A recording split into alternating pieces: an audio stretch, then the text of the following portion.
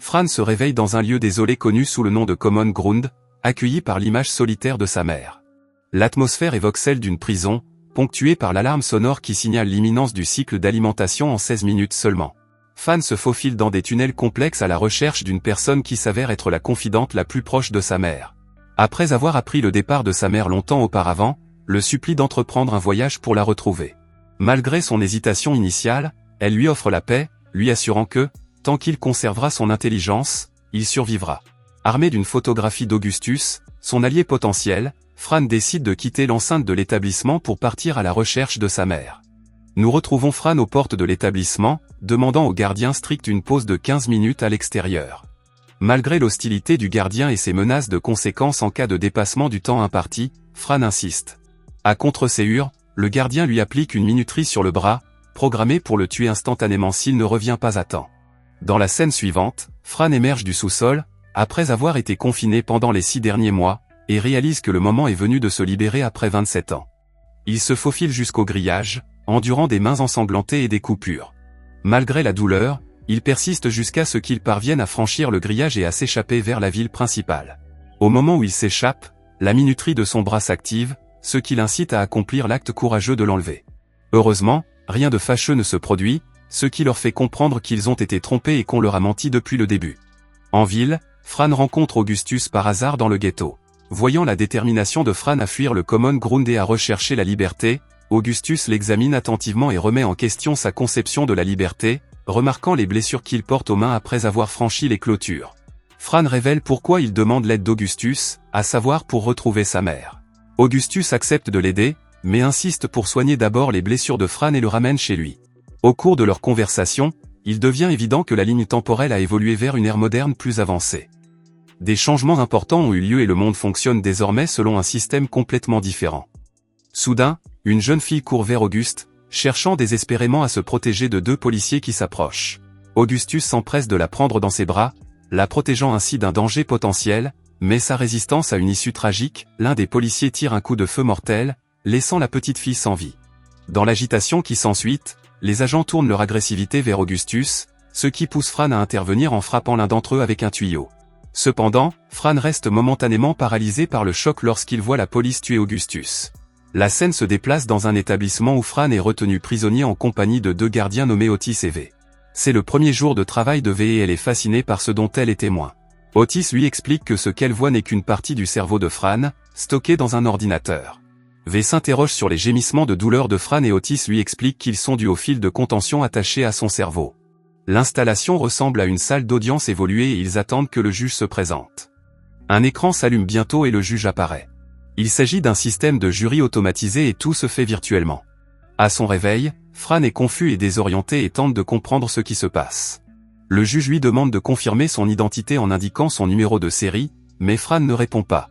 Le juge lui demande alors s'il s'appelle Frandin, ce à quoi Frandin répond par l'affirmative. Frandin demande pourquoi il est attaché à cette chaise. Le juge lui répond qu'il est attaché parce qu'il est considéré comme dangereux pour les agents et qu'il a prouvé qu'il risquait de s'enfuir. Fran comprend la situation dans laquelle il se trouve. La chaise est munie de tubes neurochimiques reliés à son cerveau, de sorte que s'il essayait de faire quoi que ce soit, la chaise s'en apercevrait et le paralyserait. Le juge ordonne alors à Fran de s'approcher de lui pour entendre son cas. Il est accusé de 3 meurtres au premier degré et d'avoir agressé un policier dans l'exercice de ses fonctions, ainsi que de s'être évadé de prison. S'il est reconnu coupable, il risque d'être exécuté. V n'est pas d'accord, car elle estime qu'il est terrible de tuer quelqu'un, indépendamment de ce qu'il a fait. Otis lui explique que les accusés ne ressentent généralement rien, car l'exécution a lieu rapidement. On demande à Fran comment elle se justifie et, soudain, une autre femme apparaît à l'écran pour dire au juge que son client n'est pas coupable. Fran n'est pas content et dit qu'il veut renvoyer son avocat. Otis avertit immédiatement Fran de reconsidérer ses paroles, car une fois l'affaire perdue, il n'y a pas de retour en arrière possible. Le juge, qui est doté d'une intelligence artificielle, demande à Fran la raison de cette décision et Fran répond qu'elle n'est pas qualifiée pour le défendre. Il explique que son avocat et le système judiciaire ont le même logiciel et la même base de données. Fran veut se défendre lui-même parce qu'il sait comment fonctionne le système. Pendant ce temps, se tourne vers V et lui parle. Il semble s'intéresser à elle. Il lui demande d'où elle vient et V lui répond qu'elle vient d'un quartier défavorisé de Gramercy.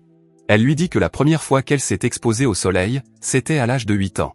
Il lui dit qu'elle avait 16 ans lorsqu'elle l'a fait et tous deux se trouvent un point commun. Le juge informe Fran qu'il lui a été présenté 12 jurys sélectionnés au hasard, et nous voyons les personnes apparaître à l'écran. Les personnes semblent être déjà mortes et celles qui apparaissent à l'écran sont issues de leur mémoire collective. Fran demande si les circuits de la défense sont utilisés pour renseigner la base de données du tribunal et si c'est le cas, cela signifie que son avocat est utilisé à la fois pour l'accusation et la défense. Il fait valoir son point de vue auprès du juge, ce qui met le tribunal en colère. Il l'électrocute à l'aide des fils attachés et voit Franklin inconscient. Otis et V décident d'attendre 15 minutes avant d'agir, mais Otis dit qu'il n'a jamais vu le tribunal dans cet état. V pose également des questions sur le jury qui apparaît à l'écran. On lui répond que ce sont de vraies personnes, mais qu'à leur mort, des parties de leur cerveau ont été prélevées et sont maintenant connectées à un ordinateur. V n'aime pas la façon dont le cerveau des gens est manipulé, et elle a de la peine pour Fran. L'histoire se déroule dans un monde inventé où Fran s'évanouit et rencontre Augustus. Celui-ci l'encourage à continuer, mais Fran craint de mourir s'il essaie. Augustus le rassure en lui disant que la vérité ne meurt jamais, mais qu'elle a seulement besoin d'être oubliée. Fran se réveille et se retrouve dans les bras de V. Elle le réconforte, mais Otis est toujours aussi méchant avec lui. Otis pense que le tribunal automatique est ce que le peuple voulait et qu'il est maintenant dirigé par des juges dotés d'une intelligence artificielle. Le procès se poursuit et on demande à Fran s'il veut toujours se défendre. Sans se décourager, Fran se lève pour se défendre. Il dit au juge qu'il pense que le tribunal et la défense travaillent secrètement ensemble et qu'il ne bénéficiera pas d'un procès équitable s'il ne parle pas. Le juge lui demande comment il plaide pour les accusations et Fran commence par l'affaire du meurtre. Le juge explique que Fran est accusé d'avoir utilisé une arme prise à un officier pour tirer et tuer une jeune fille, comme le montrent les empreintes digitales trouvées sur l'arme. L'accusation suivante concerne Augustus. Fran est accusé d'avoir tiré dans la poitrine d'Augustus. Il existe également une vidéo d'un policier affirmant que c'est Fran qui lui a tiré dessus. En entendant cela, le jury est surpris et se prononce en faveur de sa culpabilité. Après avoir entendu les accusations, Fran s'adresse calmement au jury. Tout d'abord, il veut qu'il sache qui il est.